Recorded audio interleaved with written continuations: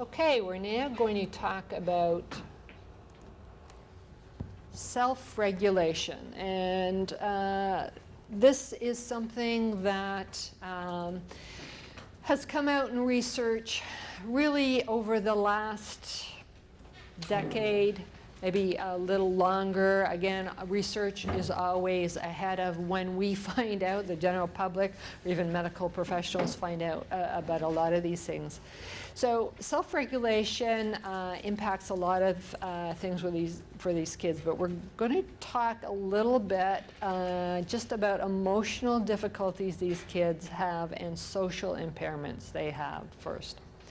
So emotional difficulties come part and parcel with ADHD. They're not usually due to an attentional disorder, but they can be. And I'll talk to you about how you can figure that out, whether there is an additional mood disorder going on. Kids with ADHD have poor emotional control. They react to a greater degree. Some people say they react out of proportion. Usually what we say is they feel more, right? So they get more easily frustrated with things, but when they are more easily frustrated, it's harder for them to deal with their frustration. They will often get more giddy, more excited about things. When things don't go their way, they will frequently take it much harder than other kids. So we say they react in the proportion that they feel things, right? It may look like it's out of proportion for us, it's a little thing. The other thing is things build, like for anybody, but things build up during the day for these kids. And when they have a meltdown, I've been using this term, we'll talk about it more later. I'm sure you all kind of get the concept of what a meltdown looks like. But a lot of times we'll look at these kids who've just had a meltdown and we'll say, that was a small thing, what happened? It's not that thing, it's the 10 things that happened in the last 3 hours before that thing that has just tipped them over the edge. These kids are more irritable, moody and impulsive. We've talked about the frustration. They can have coexisting anxiety and depression, especially as they get older, so we have to be cognitive of that. Especially for adolescents, we have to be cognizant that kids with ADHD have more suicidal ideation and suicide attempts.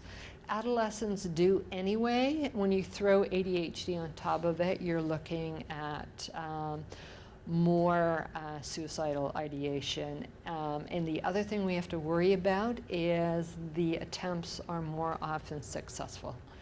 Probably has to do with impulsivity, right? So it's something we have to be worried about with some of these kids.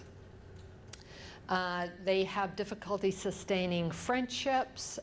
Any idea what symptom it is of a kid with ADHD that causes the most difficulty with their peers and friendships? Yep. Ashley, no. Yes?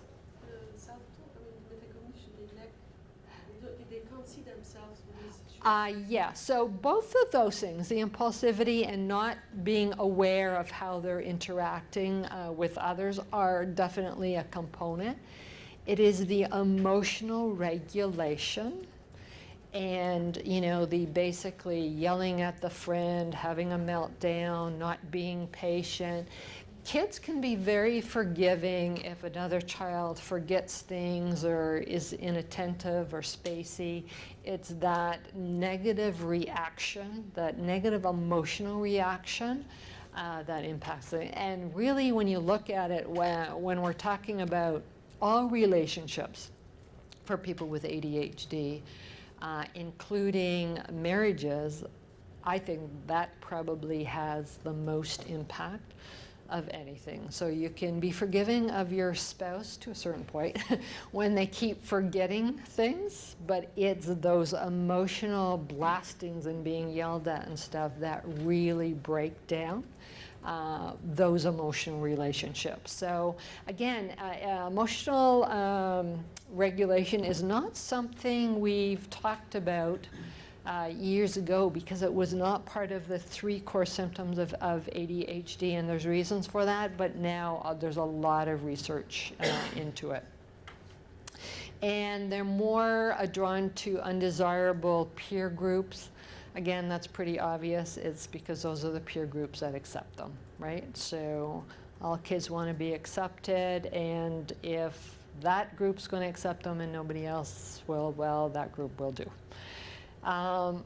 Emotional adjustment for kids with ADHD is impacted by various things. So the degree of their regulation, difficulties, and impairment. Again, these things are on a sliding scale as to how severe it is. Their repeated failures at school, home, activities, relationships. So that's why we like to set these kids up to have successes. One of the reasons, you know, that we put accommodations in, you want these kids to be successful at certain things so they have some things to feel good about. We're going to be talking about setting up good situations for them at home, so interaction between parents and child. We're going to be talking about that tomorrow. Additional mood disorders, especially dysthymia, which we talked about earlier.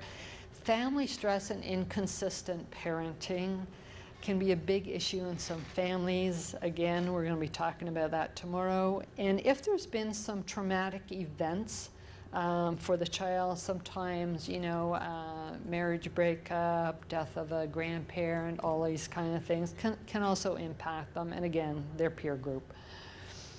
So, social impairments. This is something we hear a lot about from parents, that these kids are impaired socially. So 50 to 70% of these kids are rejected by peers, and we just talked about which symptom is the cause of that.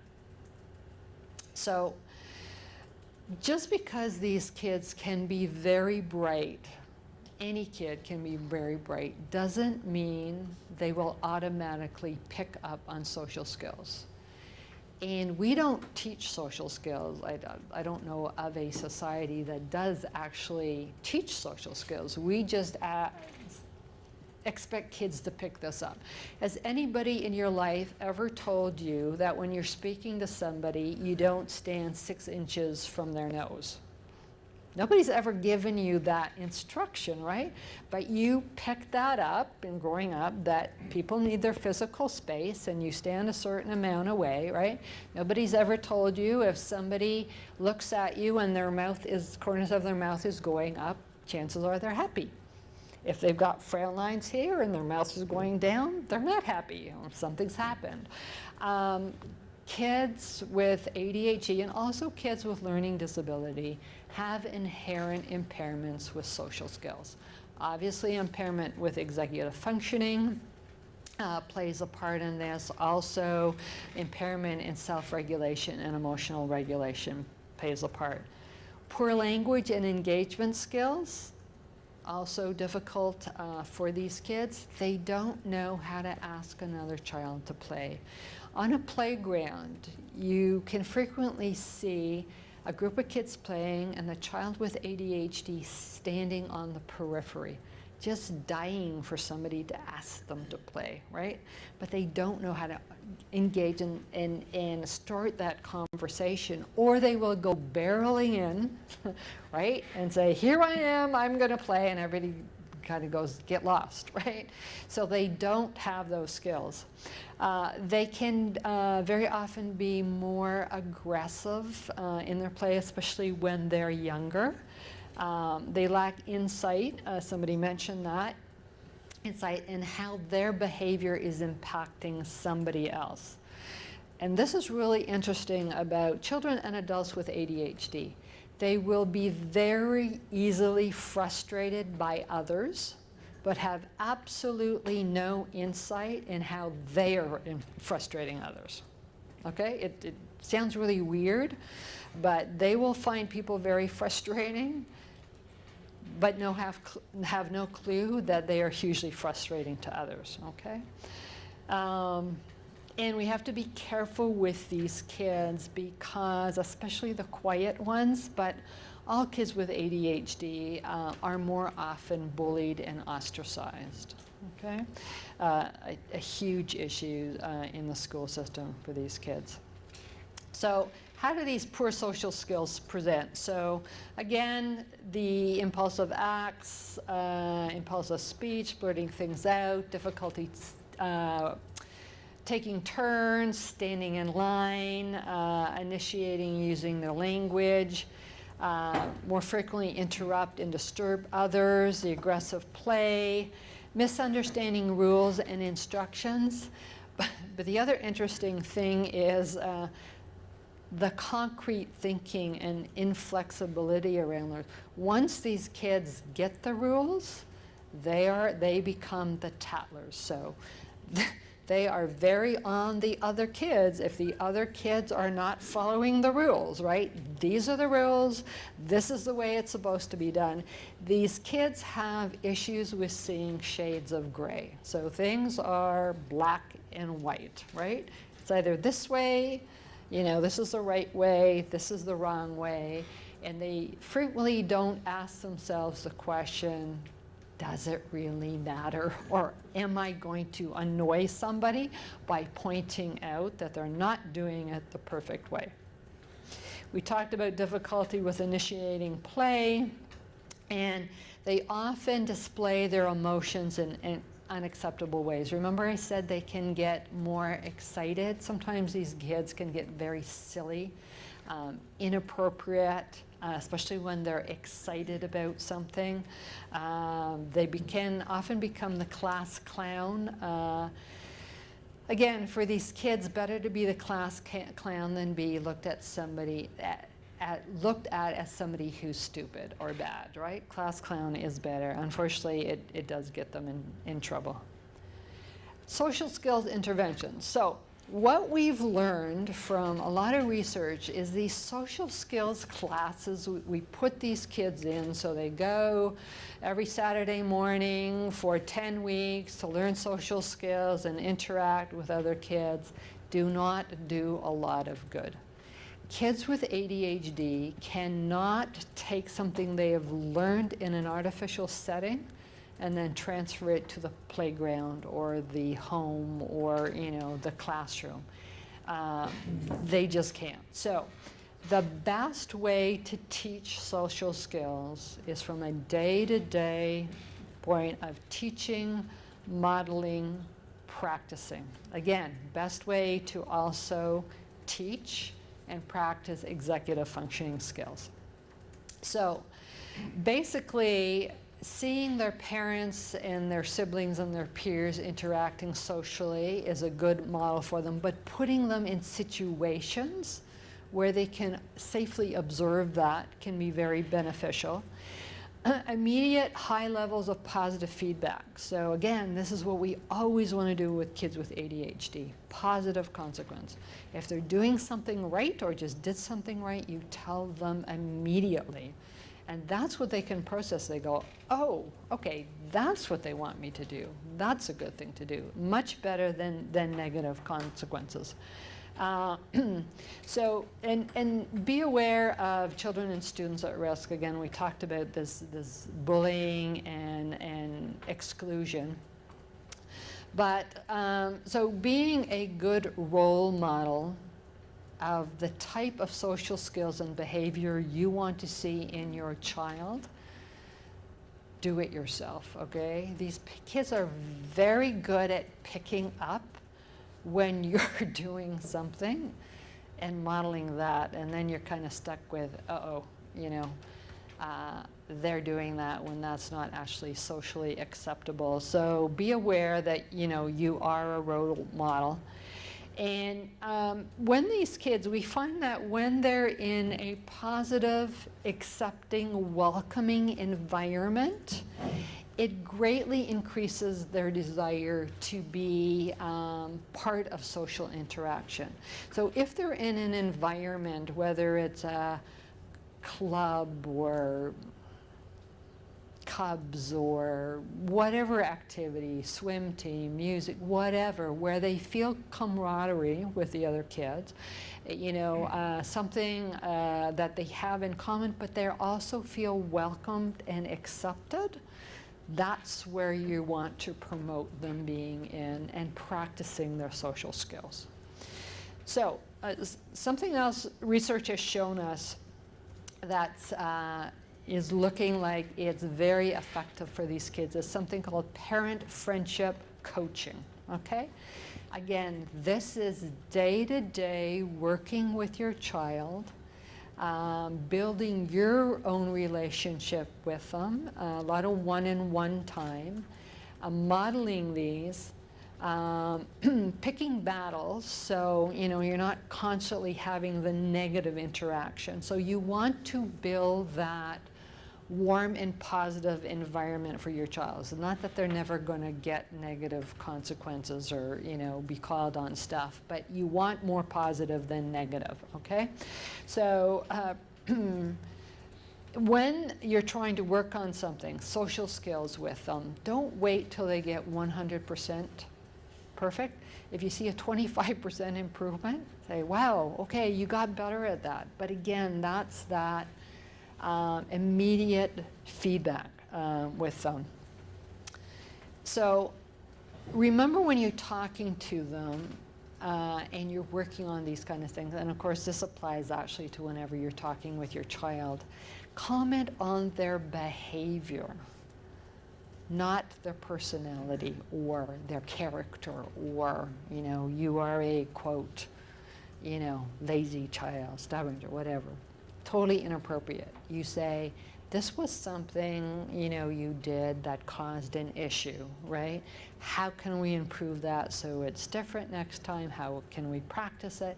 A lot of these kids have no insight or very little insight as to, you know, what they did wrong. So pointing it out to them, but also in a good way. Sometimes prefacing it with, you know, you did this right, you know, this was much better.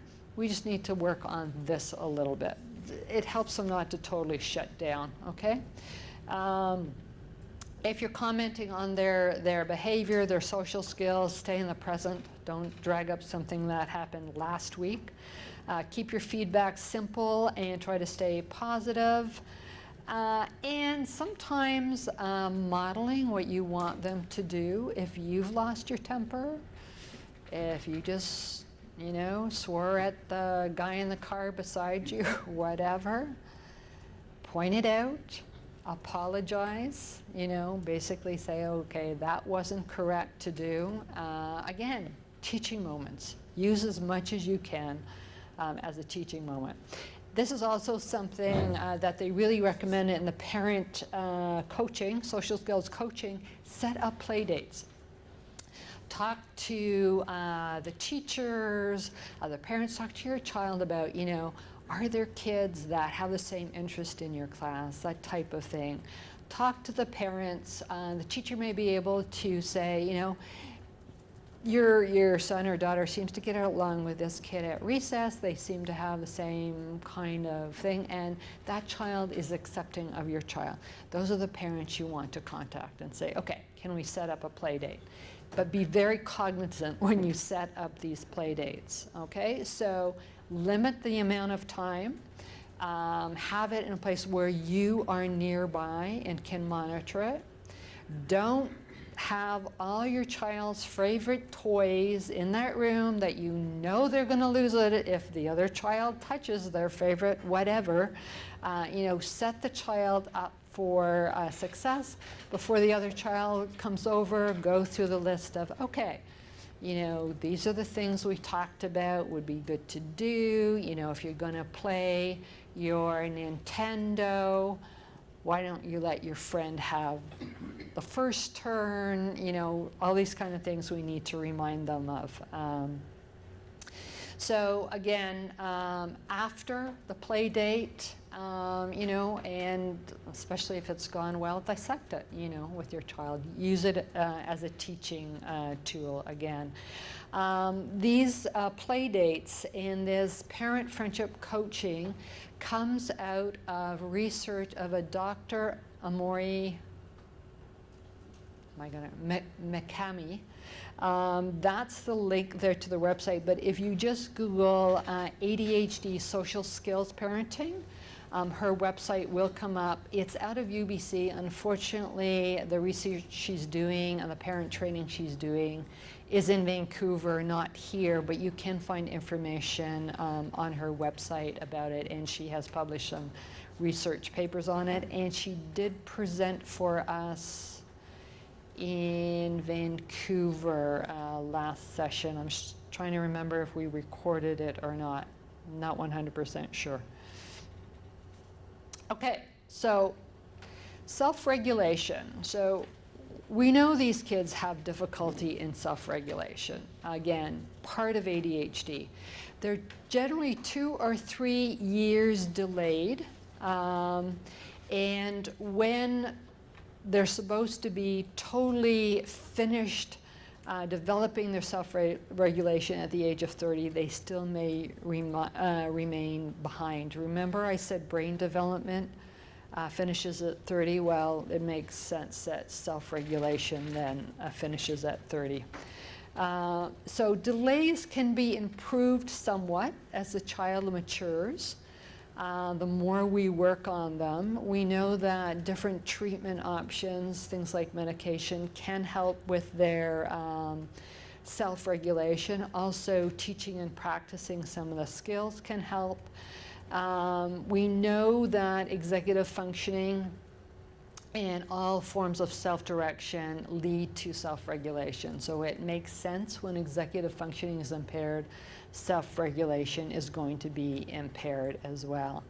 And these kids appear less mature or are less mature because they regulate their behavior at the level of a younger child. So frequently a 13-year-old with ADHD will appear to others and self-regulate themselves more like a 10 or 11-year-old. So they will appear, and possibly also why they frequently like playing with younger kids more than kids their own age. So subtypical difficulties, not understanding procedures and rules. So getting them mixed up and then doing things to their understanding of what is expected. So unable to disregard distractions and react to the distraction rather than what they're supposed to be focusing on. Forgetting routines. So most kids in a classroom by the end of September, early October, have kind of gotten the routine down, right? This is what Mondays look like, what Wednesdays look like. You know, we do this before we have lunch. I have gym Tuesday, Thursday. I have to bring my gym clothes. Not kids with ADHD. It will take them much longer to remember routines, and very often they will need support. Schedules tacked to the classroom wall, to the back of the bedroom door, all these type of things that will help them with their self-regulating. We call them external reminders. We talked about them being overwhelmed with large tasks, with multiple steps. Again, these are things that impact their self-regulation and being able to do what we expect them to do. If they're overwhelmed by something, they are going to react emotionally to it rather than being able to do something with numerous steps, right? So what we need to do is break those steps down for them so they are not overwhelmed, okay? Unaware of time passing, again, impairment with time management. forgetting steps for certain things, and having to go back and redo things over again, quite common. And we talked about them being irritable, tired, and more easily frustrated. So knowing which skills are impaired in your child's self-regulation is very important. So some of the things you should look at and question yourself, and sometimes it's difficult as a parent to distance ourselves from our own kids and actually look at them, I guess, clinically per se. But think about, could they be delayed in their processing speed? If you're asking them to do something and they don't automatically do it, are you interpreting it as they are choosing not to do it and they're being defiant? Or are you not just giving them that extra time they need to process it, and to deal with their emotional, knee-jerk reaction to being asked to do something they're not doing? Example, as our boys grew up, at various times they all had the job of cutting and trimming the grass, right? The youngest, who had allergies, particularly did not like this, but if he was on his computer game, that was not a good time to ask him to do it. But my husband would always go up and say, middle of the computer game, grass needs to be cut, it's supposed to rain tonight, it needs to get off, do it immediately.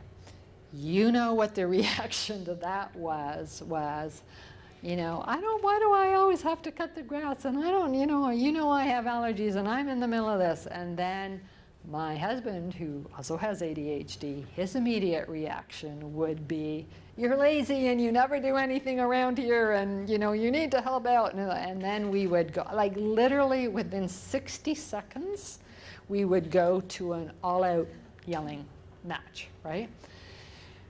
And my husband would say to you, say to me, how come when you go up, he'll do it? And I say, because I go up and I say, grass needs to be cut, it's gonna rain tonight, it needs to be done, before tonight. I would get exactly the same reaction, but I wouldn't react to it. And I would just give them that time, and I'd say, yeah, okay, I know you're in the middle, it's gotta be done by tonight, walk out of the room. Usually within 15 minutes, the lawnmower was started, right? It gave him the time to process it, to disengage what he was doing it, to calm himself down and go, okay, I need to do this. But again, it's allowing them that extra time to be able to work it through, no matter what it is, and calm themselves down from the emotional reaction rather than, just getting into it with them, per se. Okay, so working memory. Do they have a problem with a working memory? Are they unable to work through something with numerous steps that you're asking them to do? Are they having difficulty with sequencing tasks?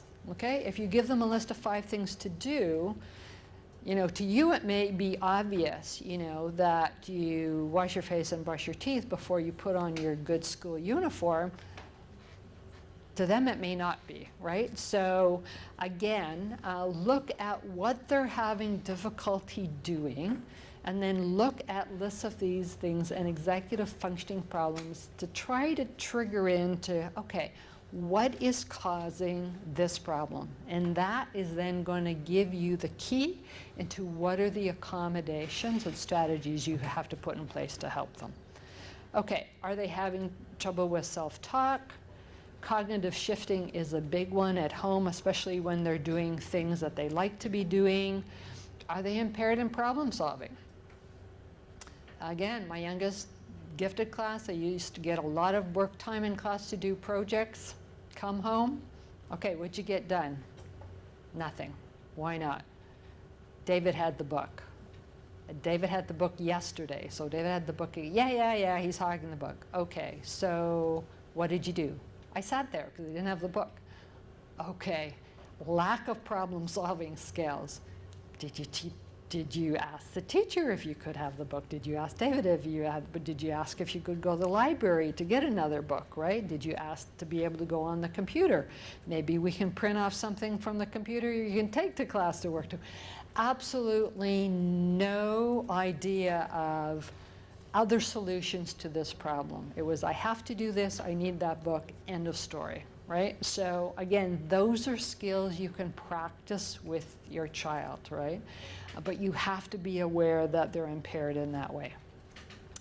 And again, in flexibility and emotional regulation difficulties, you probably will be able to figure that one out if your child is doing. So scenario, your kid has difficulty getting ready for school and getting out the door every morning on time. Very typical for these kids. Think about what could be impaired that is preventing them from getting out the door. So think about ADHD symptoms as well as executive functioning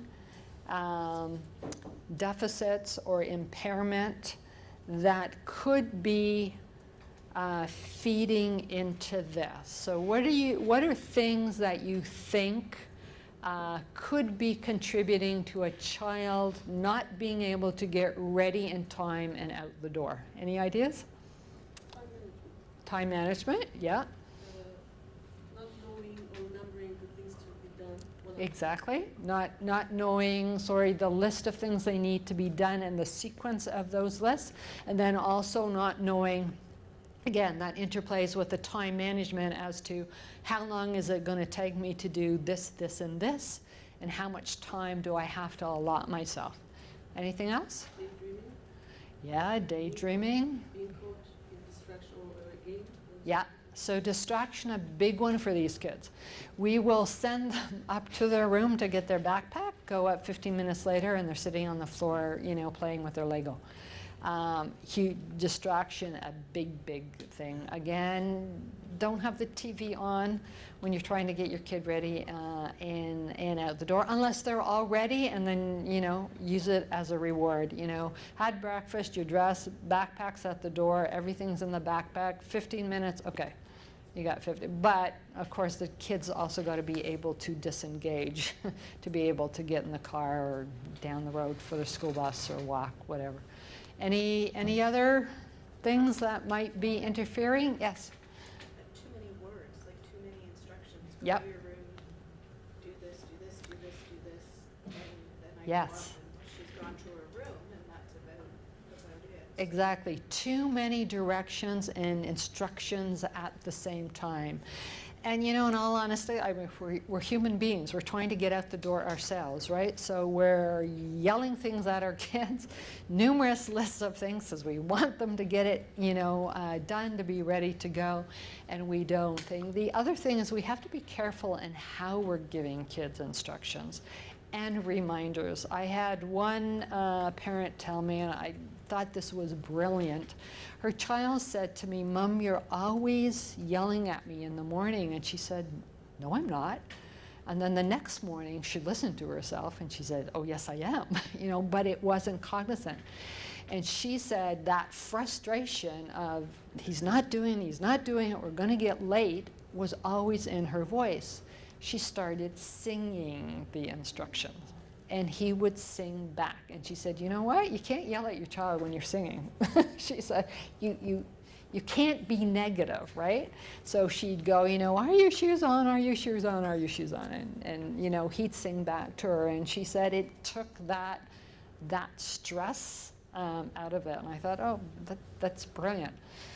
But there's tons of other things, that could be impairing this. We've hit on a lot of them per se. I mean, obviously, siblings being an issue, forgetting routines, all kinds of things can impact them.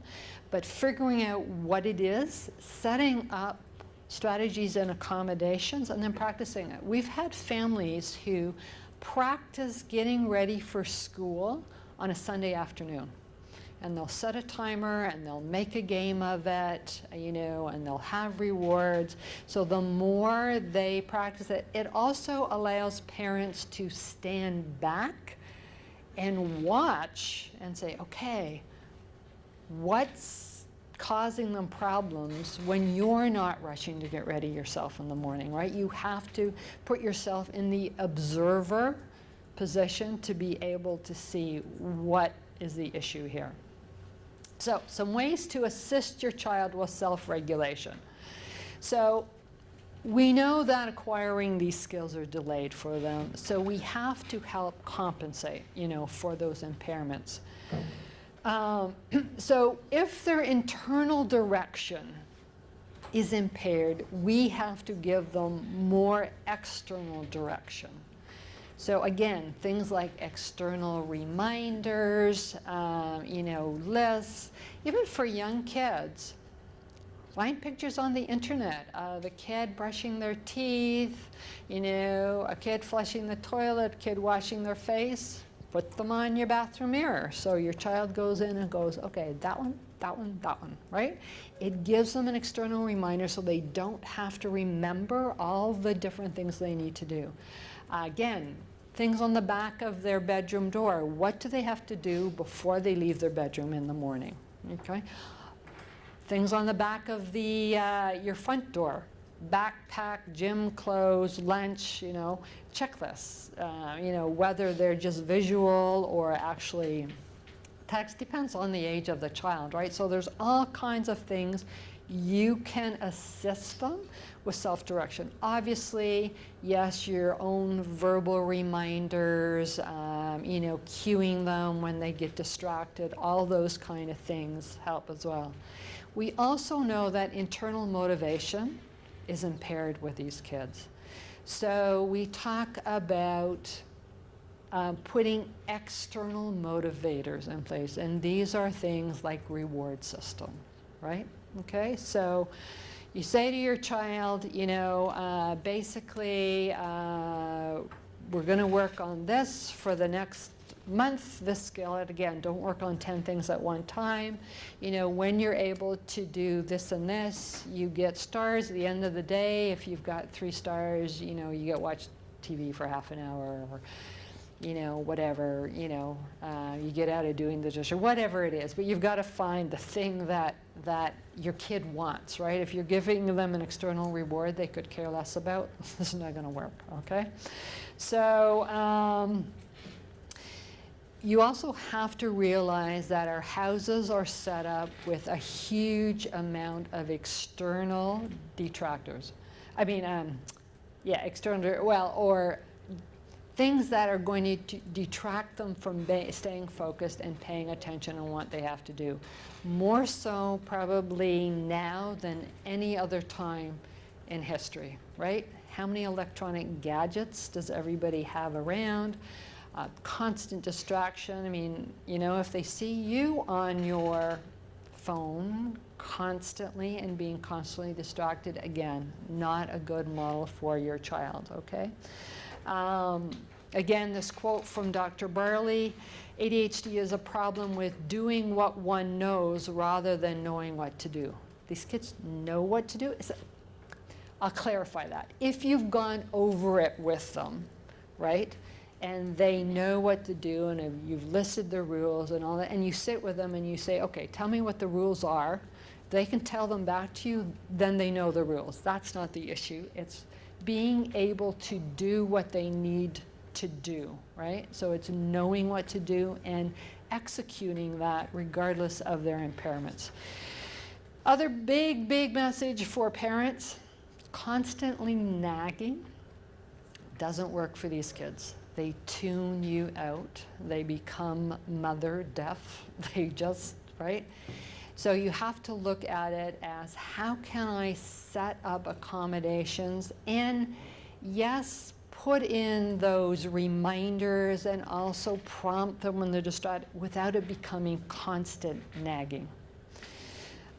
Steps to assist with self-regulation. Focus on one issue that's causing a problem. Again, prioritize what is your biggest issue right now. Look at, are there possible antecedents or triggers? So if your child is reacting in a certain way or not able to do something, check to see if there isn't something happening directly before, right? Sometimes to us, these kind of things are, whatever. Their brother playing loud music in the room next door, not a big thing, we're used to it. But for them, these are certain things that may trigger them getting frustrated, annoyed, distracted, off track, all of these kind of things. So look for antecedents and trigger. And question yourself, does your child have the skill to accomplish what you're asking them?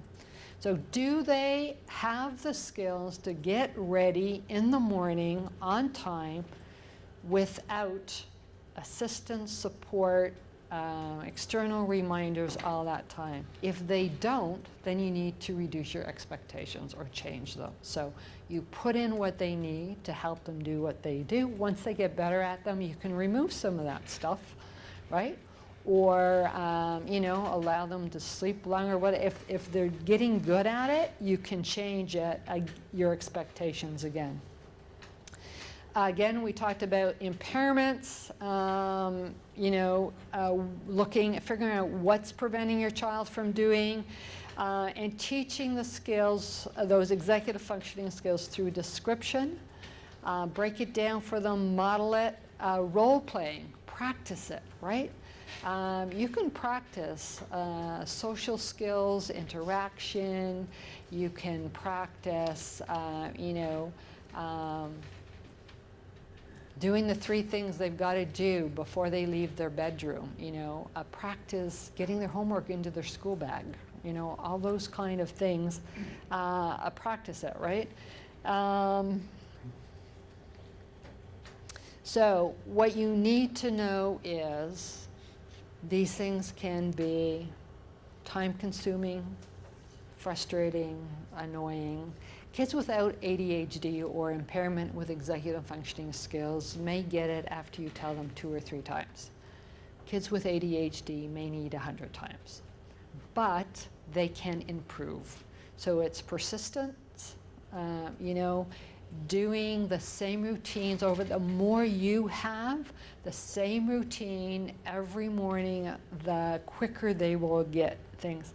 Here's the thing with executive functioning. More you turn things into a habit, the less load there is on executive functioning.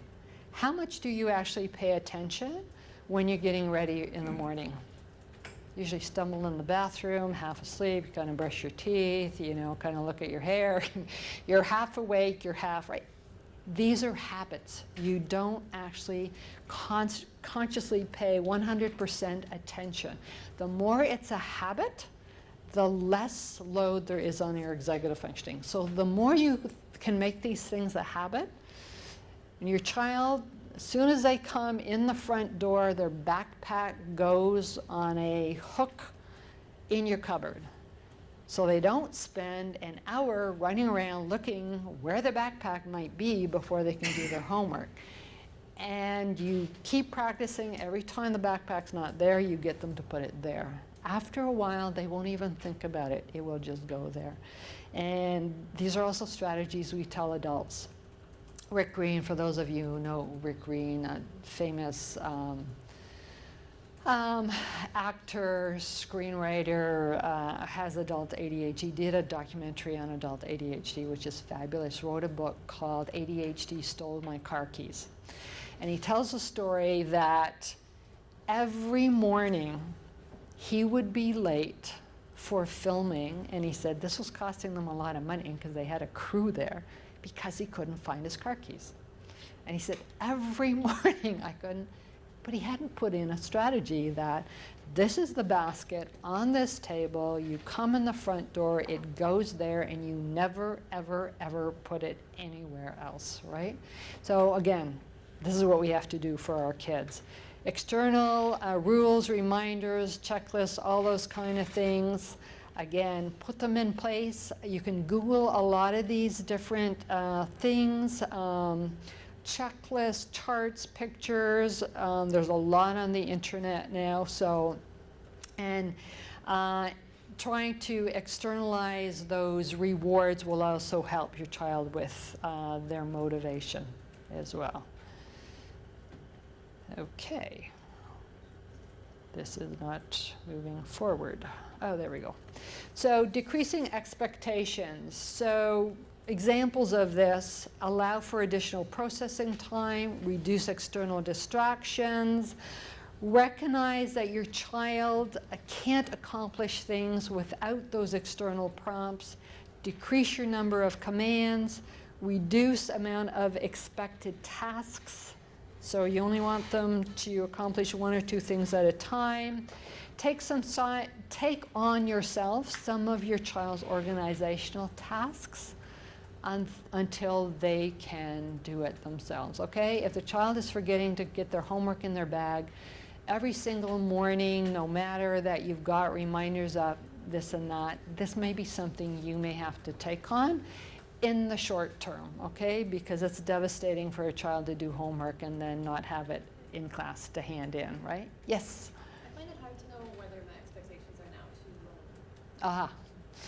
too low.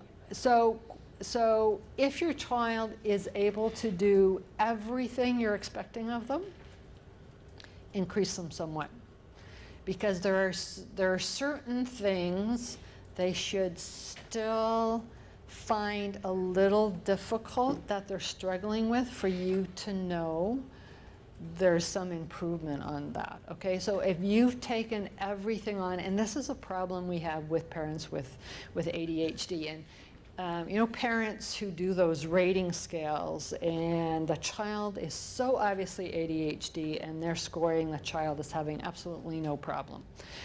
I will talk to parents, even on the phone. I'm not even seeing them face to face, and they said, we don't understand, the teacher did these rating scales and the child has problems with this and we don't see any of this at home. And I said, let me ask you some questions. When your child gets home, are you taking their homework out of the backpack? You're sitting down with them, you sit with them the whole time they're doing their homework, you're laying their clothes out in the morning, you stand there while they get dressed, you accompany them to the bed, and they say, how do you know? And I'm like, because you are becoming your child's surrogate frontal lobe, okay? And as parents, we do this unconsciously because we know if we don't put the homework in the backpack, we're the ones who are going to be driving back home to get the homework that our kids, so we also suffer those consequences, so we take on that stuff, right? But your child, I mean, you know, as an adult, if there are certain things you don't feel uncomfortable about, you're not still growing, right?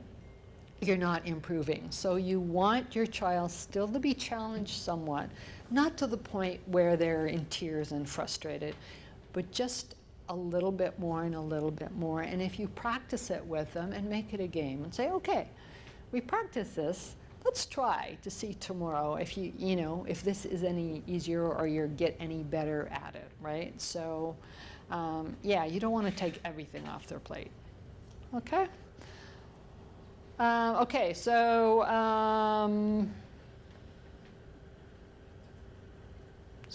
increasing a lot of time for tasks. So if your child can't get ready for school in half an hour in the morning, they've got to get up 45 minutes earlier rather than half an hour, or whatever, you know, whatever it is it takes. So how to teach required executive functioning skills, we talked about this as well, but again, review routine just before they have to do something. Get them to repeat it back to you so you know they've understood it. So we're going into the grocery store. You know, what are the 3 things we have to remember that we do in the grocery store? We stay beside mom, we don't touch things on the shelf, and we don't constantly nag, I want this, this, this, this. If we can do that, then you get a treat when we leave, or something, whatever you set up, but review it before you go into that. Develop a consistent routine, plan for transitions. If you know it's really difficult for your child to go from point A to point B, to stop a certain thing, plan, you know, give them that 15-minute warning, the 10-minute warning, whatever it is. Don't get them engaged into something you know they're not going to be able to disengage when you've got 10 minutes to go out the door. So plan for those transitions, model routines, practice, you know what, have the siblings practice it as well, right? But sometimes kids are good and bad at different things. Have siblings practice what they're not good at. Role play we talked about, and we talked about these kids needing a lot more repetitions, and we talked about turning things into a habit.